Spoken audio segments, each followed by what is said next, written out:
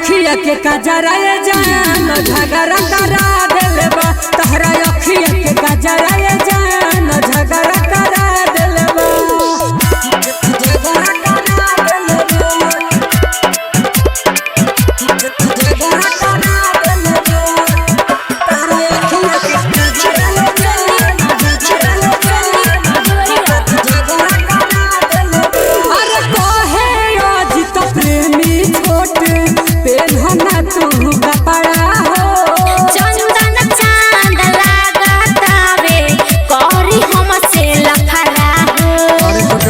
तो करबे करी अच्छा अरे कहे आज तो प्रेमी छोटे पेन्हना तू कपड़ा हो। चंदन चांद लागतावे करी हमसे लफड़ा हो।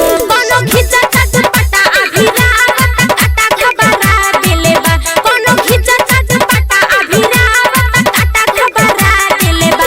खबरा देले बा। तहरा अखिया के कजरा ये जान झगड़ा करा देले बा। तहरा अखिया के कजरा